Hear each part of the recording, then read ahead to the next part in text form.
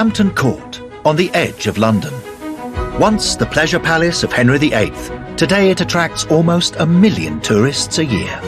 That's the number one question. Where's the Royal Loo? It's one of Britain's biggest palaces, with 750 acres of remarkable grounds. You have to imagine Hampton Court as a deep dish lasagna, built up of layers of history. Amazing spaces and staff. Everything about this room says the power of the Tudors. Stuffed with history. Various officers were based here. One of them was a chap called Winston Churchill. And incredible discoveries. This is a moment I'm going to remember for the rest of my life. A palace packed with historic secrets, still full of life today. Mr. Darcy, eh? In this episode, we uncover the story of Henry VIII's secret son. Why not make him legitimate and put him on the throne? The garden team are busy planting thousands of bulbs for the biggest tulip festival in Britain. This is a big project for us. And we unearth an extraordinary relic from the archives. Family legend goes that this was the leather jerkin left by Charles I.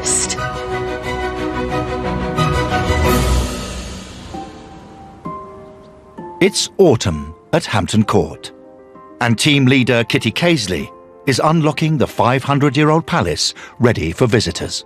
So we're just going into the Haunted Gallery to open up the Tudor route for the day. Lots of slightly stiff doors and difficult bits to get used to.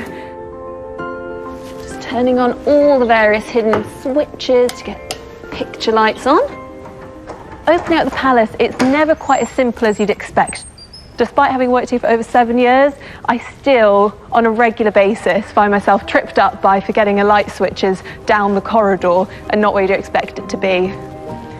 As many as 1,500 visitors pass through these rooms every day. And it's up to Hampton Court's palace hosts Before this was a Tudor palace, it was a manor house. to help bring this historic building to life.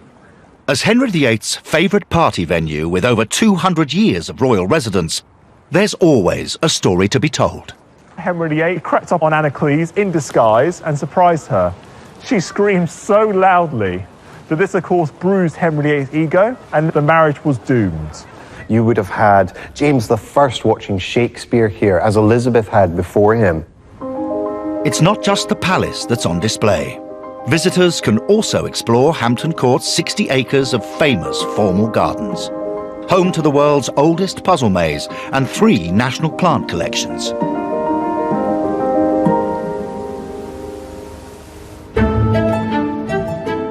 Out in the grounds, Head of Gardens Graham Dillamore is on his morning commute.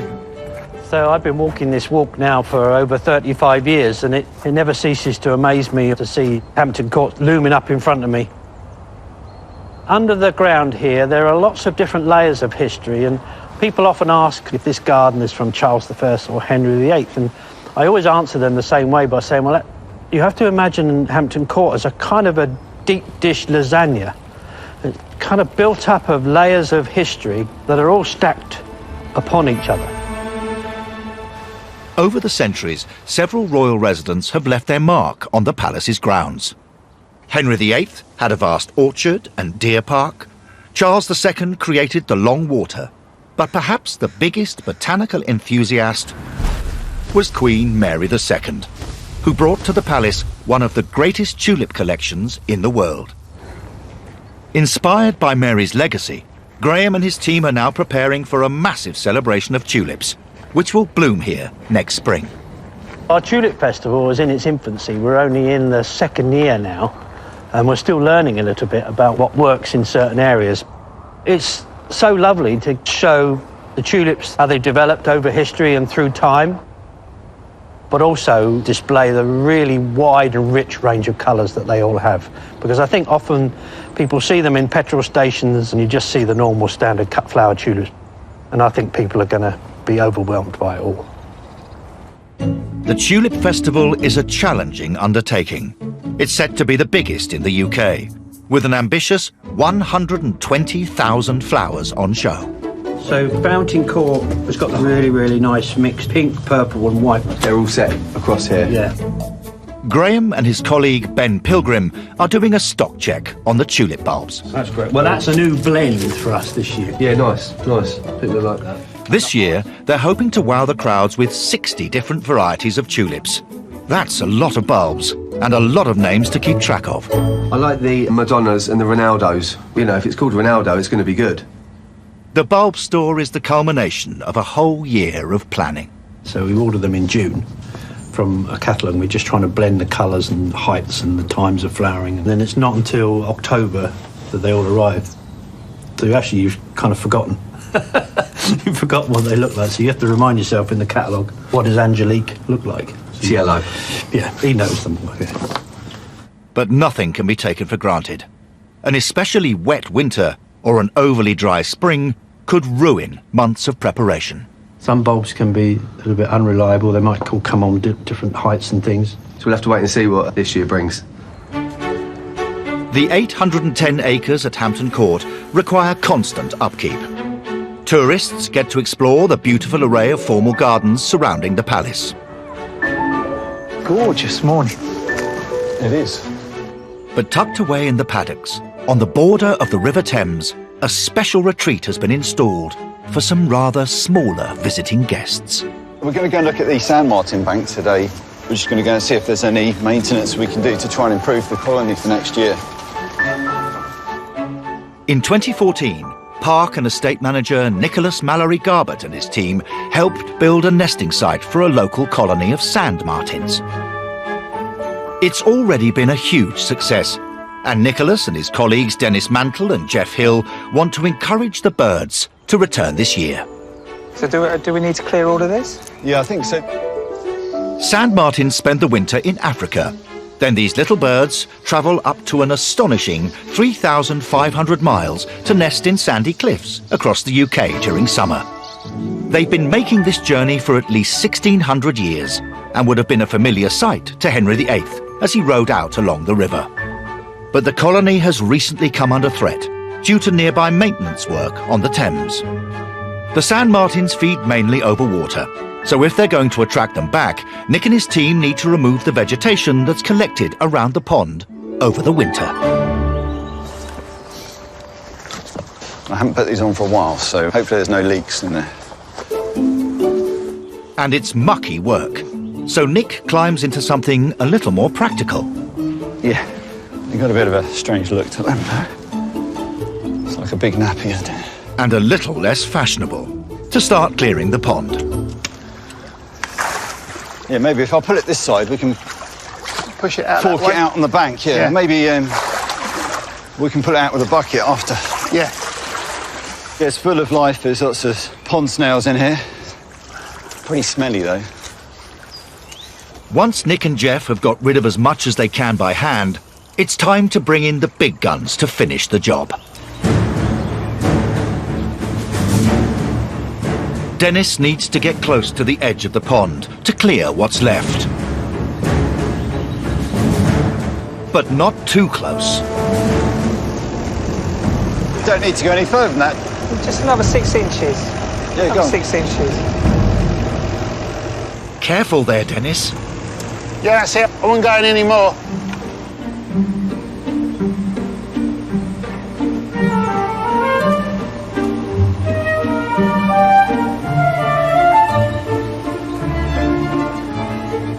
Dennis and his precariously perched digger make light work of the job.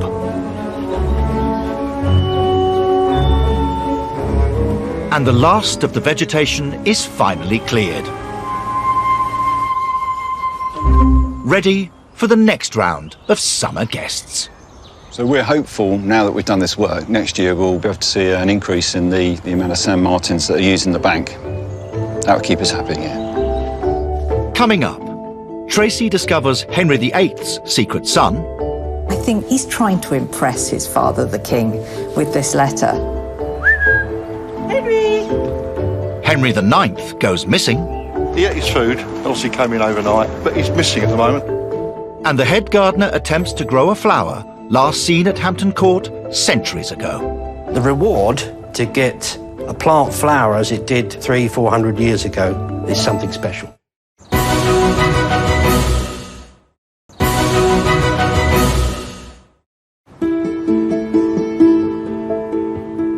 Hampton Court is famous for being Henry VIII's favourite palace, but it was originally built for someone else.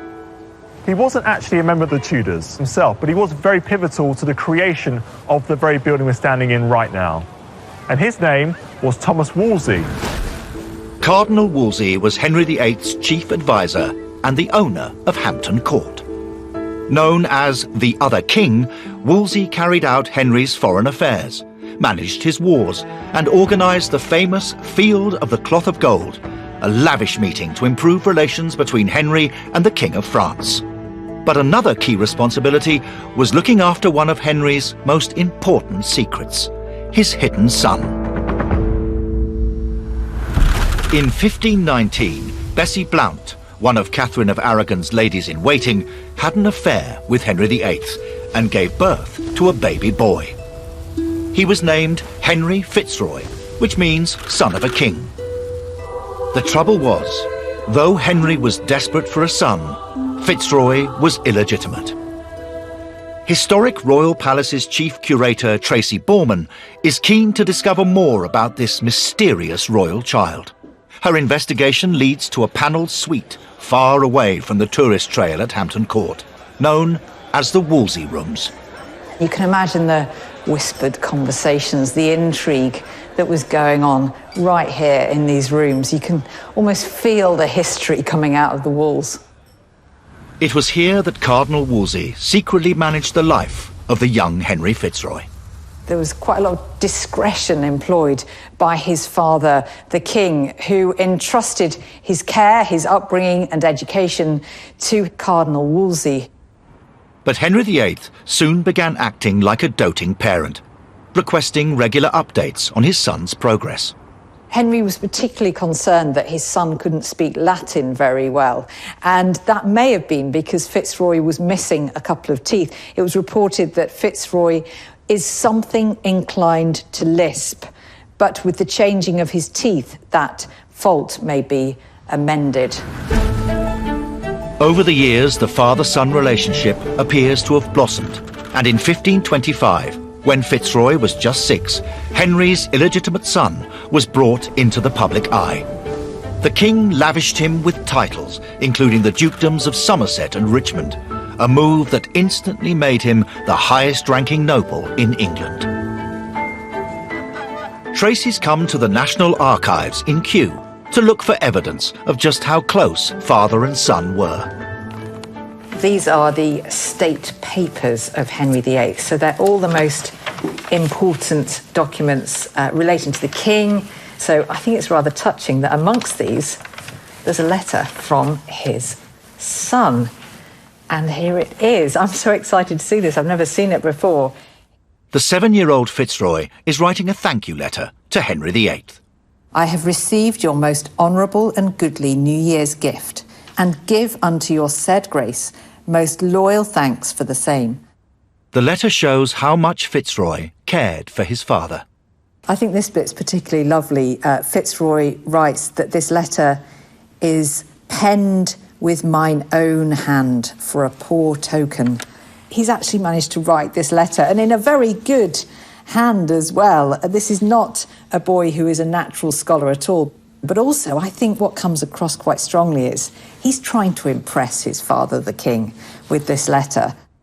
His words reveal more than just an affectionate bond. What's really interesting is that he signs it Henry Richmond, so he's proudly displaying his new title of Duke of Richmond. This is all part of the king putting his illegitimate son on a very public stage. He's no longer a secret. He's parading him for the world to see, giving him honours and titles. It's clear from this that he has great plans for Fitzroy. When he wrote his heartfelt letter, little Fitzroy couldn't have known that he would one day come extraordinarily close to being England's future king.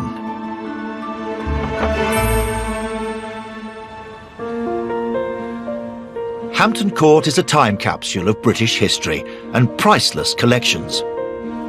Head gardener Graham is deep in the palace's botanical archive, known as the Florilegium Society Room.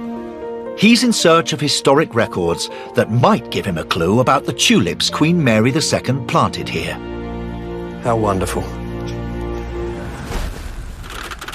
Back in the 1680s, Mary went on a spending spree, buying up rare species of tulips from aristocratic homes across France and the Netherlands. It's no surprise to learn that she had one of the largest private plant collections in the world, containing over 2,000 different species. Graham is keen to include some of the tulips she introduced to Hampton Court in the upcoming festival. I like to mix things up, so it's nice to have a collection of modern varieties and we can use them in a modern setting.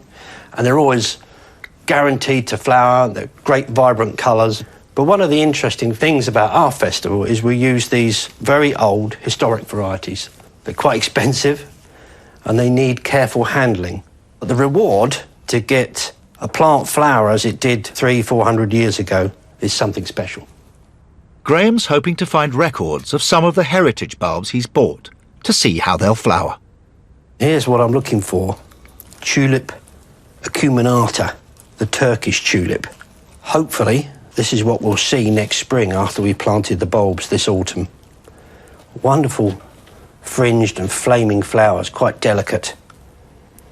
And if we can get it looking like this out there in the orangery garden, I'll be very happy. Armed with fresh inspiration, Graham is heading back to the beds in Fountain Court. They will form the centrepiece of the Tulip Festival come springtime. His team has been planting bulbs for 10 days. Over 60,000 are in the ground so far. With another 60,000 to go, it's all hands on deck to get the rest planted before winter sets in. We'd plant about 11,000 bulbs today.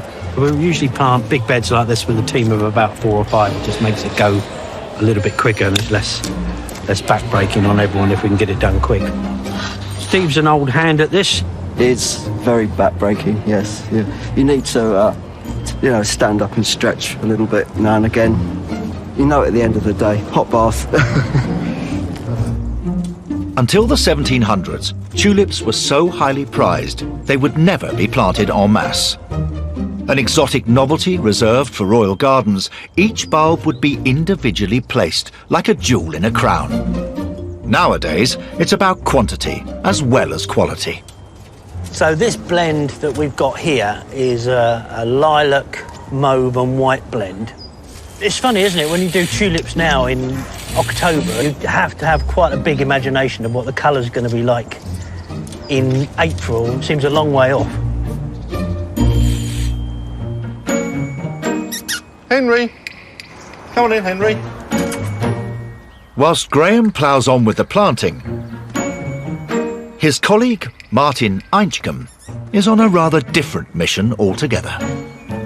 We're going along glass houses here looking for Henry, our resident cat. He went a little bit AWOL yesterday afternoon. He ate his food, obviously came in overnight, but he's missing at the moment. Henry!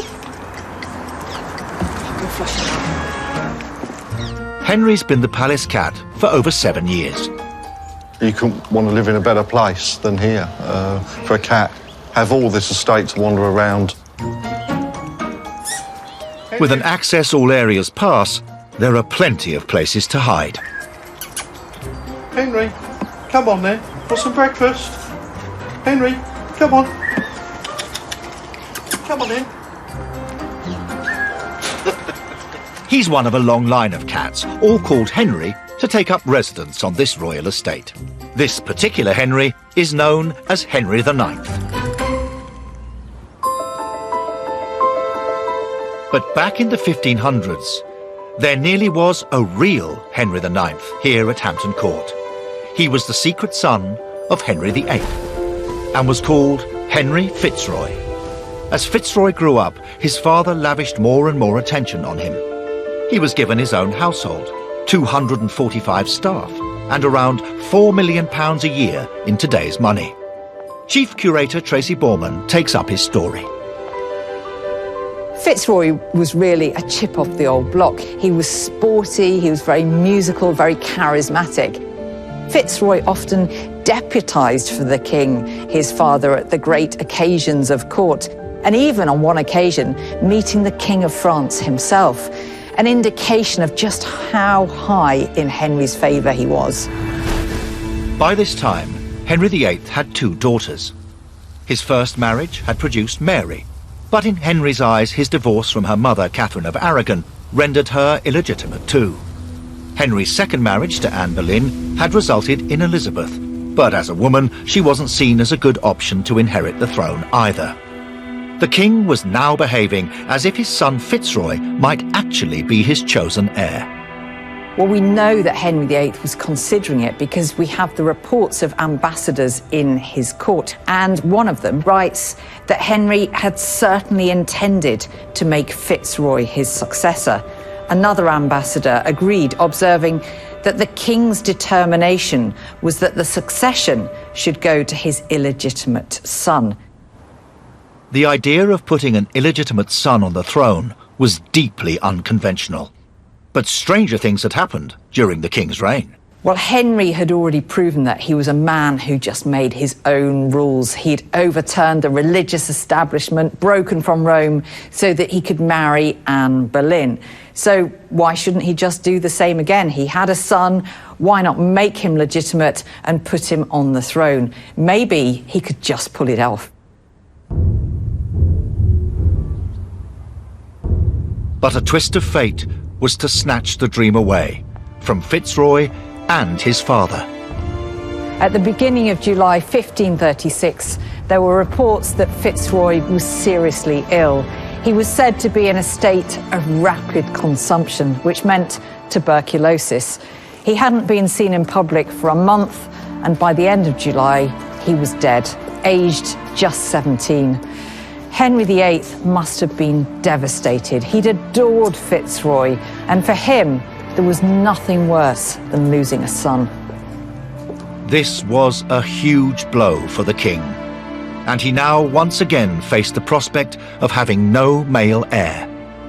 I think we can tell how anxious Henry now was about that by the way he dealt with Fitzroy's burial, and we have a report of this. After being dead 8 days, Fitzroy has been secretly carried in a wagon covered with straw without any company except 2 persons clothed in green who followed at a distance into Norfolk. Well, I think this seems very odd. This is the king's son and he's being just quietly taken away for burial. But that was deliberate because Henry knew that Fitzroy's death threw everything into uncertainty, so he wanted it done quietly. Henry must have felt inconsolable. He was unaware, however, this was to be a key turning point in history. He didn't know that in just over a year he would have a healthy, living son. And we can only wonder what might have happened if Fitzroy had survived and gone on to be king.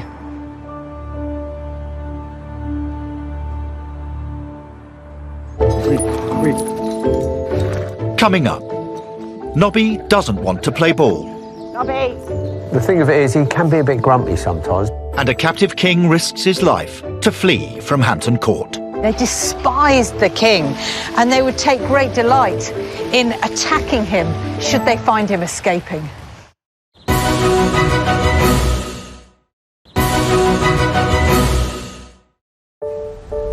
It's mid-morning at Hampton Court stables. Come on, now. Steady, steady. And today there's an important farming job to be done by one of the larger members of the palace team, Shire horse Nobby. He's got to prepare the land for sowing, using a metal harrow with the help of head groom Tom. Good for him, it's good for the land, keep the land aerated a bit. The Shire's connection to Hampton Court dates back to the 1500s, when Henry VIII wanted to breed the perfect horse for battle. Being so strong, they soon became a familiar sight on British farms. But with fewer than 3,000 left in the whole country today, shires are now deemed at risk. The team at Home Park are part of the last herd of working shire horses in London. We use them still for a lot of conservation work.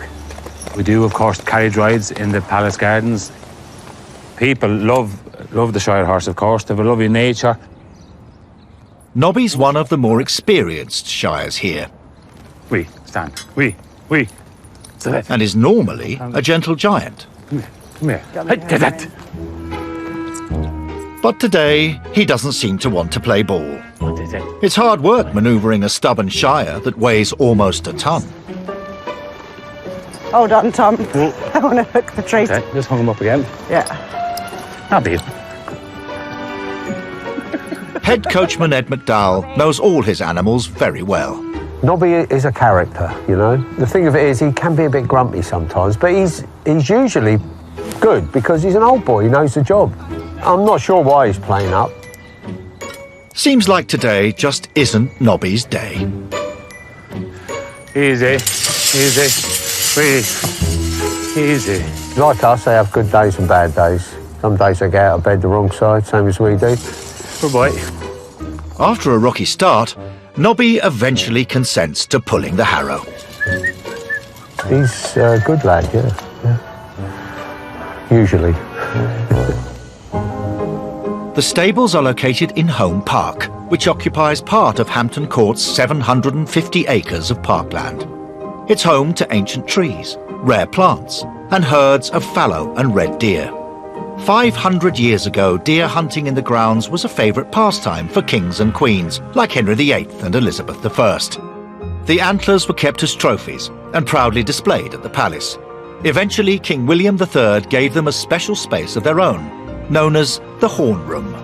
Today, Preventative Conservation Supervisor Kerin Harris is checking up on these spiky specimens.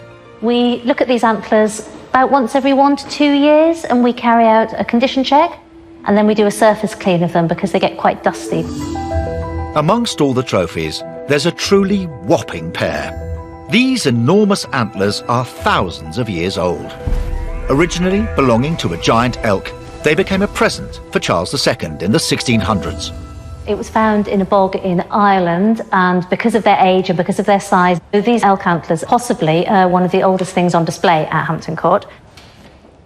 Being so valuable, the antlers require very careful handling. We had to take these down a few years ago, and this was a 4-person job with 2 scaffolding and a bag underneath just in case it was dropped. It's up to Kerin to make sure the antlers remain free of dust, which could eventually damage them. I'm using a hog's hairbrush, so it's nice and stiff, but it's not going to scratch the surface at all. This set is definitely the most impressive. Yeah. You can just imagine him roaming the moors in Ireland. For centuries, kings and queens used Hampton Court to display their wealth and show off their impeccable taste. None more so than Charles I.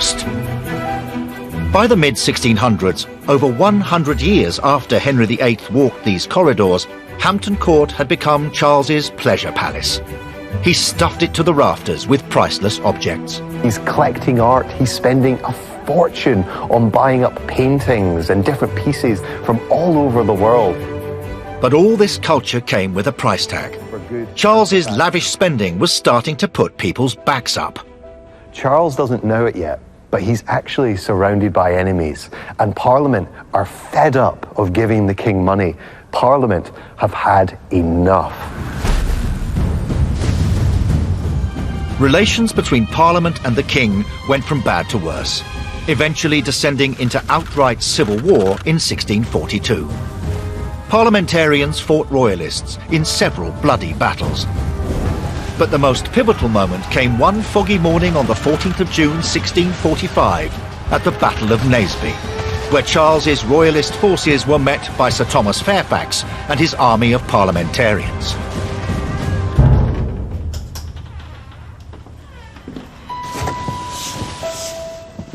An extraordinary relic from this battle is kept in the conservation studio at Hampton Court.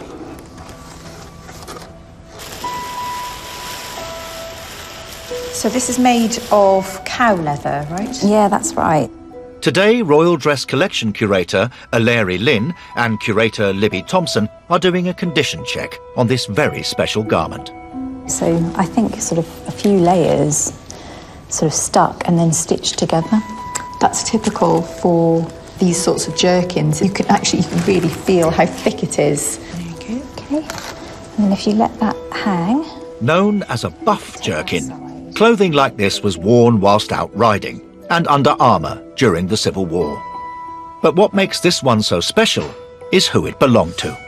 Family legend goes that this was the leather jerkin left by Charles I after the Battle of Naseby. It's quite clearly a practical military object.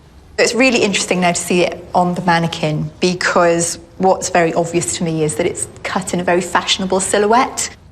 Charles I was ever the image-conscious king. You can see with the thickness of this leather how it would have protected him. But nice to know that he still wanted to be stylish whilst Well, he was being exactly. protected. in that Exactly. way. He was fashionable even when worried for his life.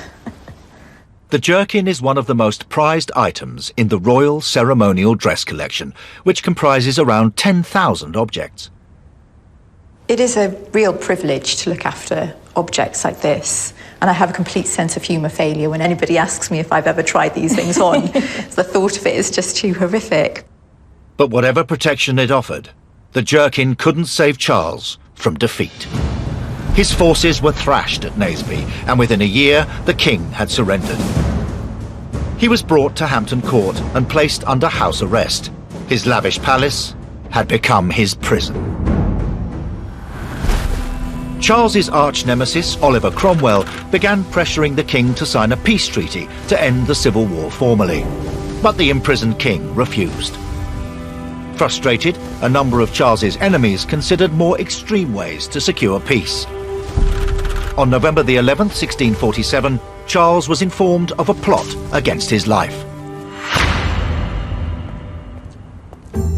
Chief Curator Tracy Borman is on the trail of this desperate king. Well, I'm really excited to come back up here because it's really rare that I come up these stairs to the roof. Ah, this view. It never fails to take my breath away. It's just spectacular. You can see for miles around. Charles knew that whilst he was under house arrest at Hampton Court, he wasn't safe. It was only a matter of time before his enemies would attack. Charles had always been very fearful of assassination attempts, so when he heard there was a plot against his life, he immediately decided he had to escape from Hampton Court. Of course, though, it's not that easy. The place is teeming with guards, and the only real means of escape is by the river. So how on earth is he going to get from his prison here in the palace over there to safety? Each evening, Charles's captors allowed him some privacy when writing letters.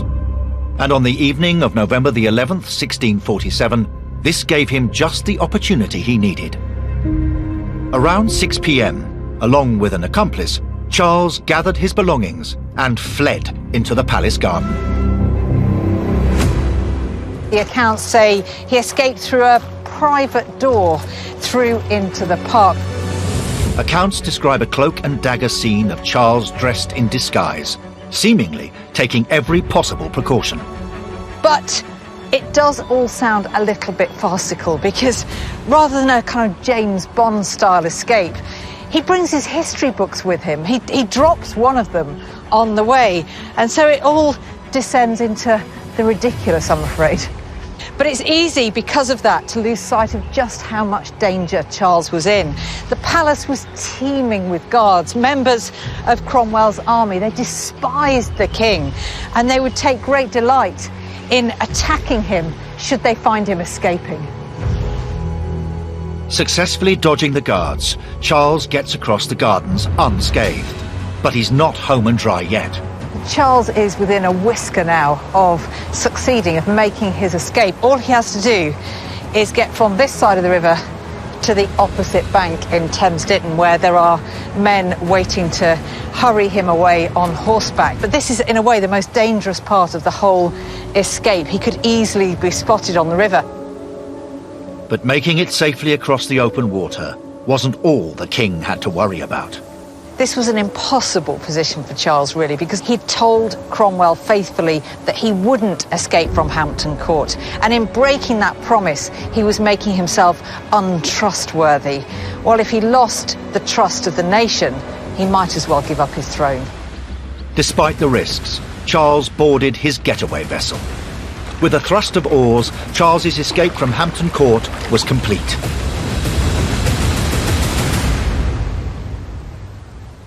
But his triumph wouldn't last. Just over a year later, Charles was captured and imprisoned again, this time on the Isle of Wight. After 2 years of failed negotiations, Charles's time was up. He was executed on the orders of Oliver Cromwell, and the Civil War was over. But Charles's followers never forgot him. His jerkin at Hampton Court hides a clue to the legacy that lived on long after his death. His status became almost saintly among those people who had been his followers. Over the centuries, potentially, people have come and cut away fragments of the leather and taken them away as sacred relics or mementos of King Charles I. Luckily today, Hampton Court is a far safer place to be. Where's my girl? How are you?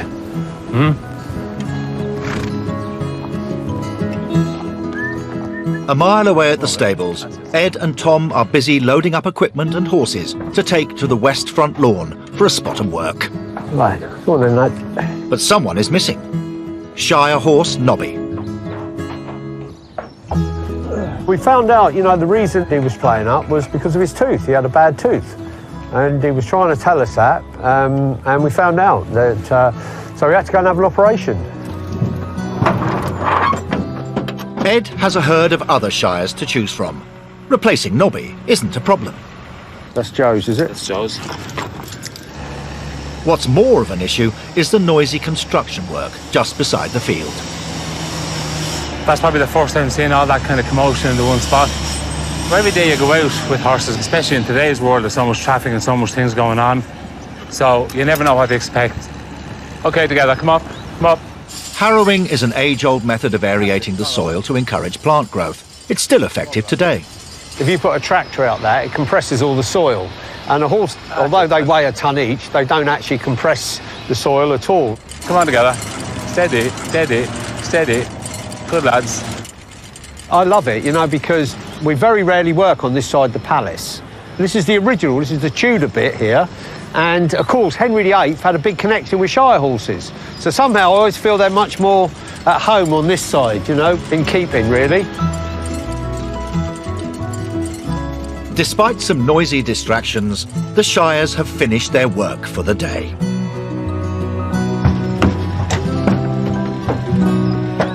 So it's back to the stables for a bucket and a brush.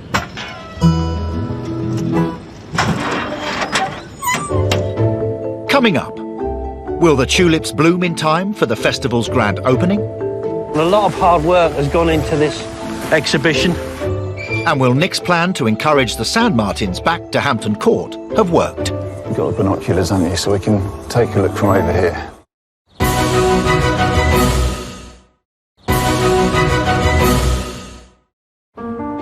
It's May, and after nearly a year, the largest tulip festival in the country is now ready to open to the public. It's a lovely, sunny day. The tulips are in bloom. Weeks and weeks of effort, a lot of trips to the osteopath, and a lot of hard work has gone into this exhibition. Over 120,000 bulbs were planted in the gardens surrounding the palace. The displays now on show are a feast for the eyes. Flower beds bursting with beautiful tulips of all shapes, colours and sizes. Especially the centrepiece of the festival, here in Fountain Court. This pinky, mauvey, whitey mix, as we call it, was something we blended ourselves.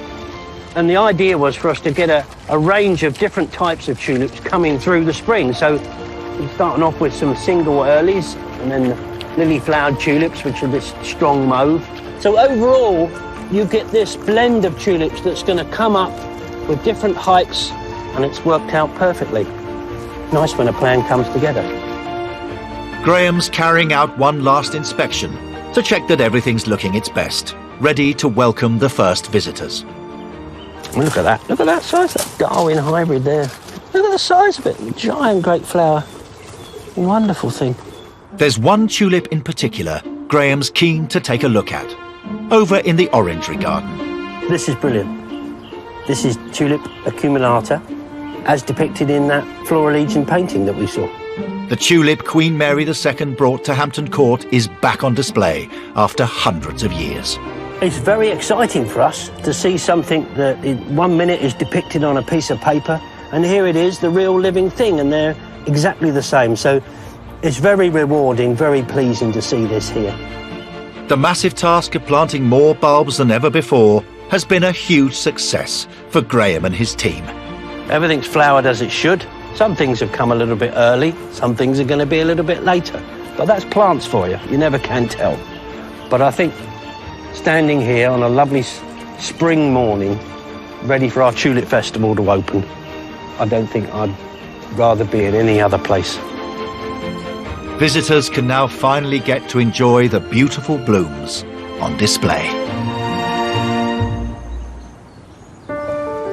And a few miles away in the palace grounds, Park and Estate Manager Nicholas Mallory Garbett and his colleague Dennis Mantle are about to find out if some other visitors have arrived all the way from Africa. So you'll probably just stick to the edge of the field here just to keep a bit of distance. They've come to check on the Sand Martin Bank. You've got the binoculars, haven't you, so we can take a look from over here. And see if all their hard work from the autumn has paid off. So since we've done the work to clear that vegetation, the hope is that they'll be using kind of the spread right across the nest holes there. That's brilliant. A real hive of activity. They're nattering away though, aren't they? Look at that. Yeah, I can see a number of birds flying in and out, and they look to be carrying some bedding material, so some grass that they've probably collected from the field. That's fantastic, yeah. Well worth doing the clearing work. Yeah. It's a great result for the team. It's part of their overall aim in looking after Hampton Court's special 750 acres of parkland. You've got your historical aspects where you've got the building, you've got all those artefacts that we're trying to preserve, but we're also looking after this living landscape. So we've got a duty to ensure that we look after the historical features of the park and this biodiverse landscape for the future. Next time, a future queen fears for her life. You can still absolutely sense Elizabeth's terror. The Shires are put to the test. I don't know what he's going to do. Steady, easy. And Hampton Court remembers the heroes of World War I. He may have thought, will I see my family again?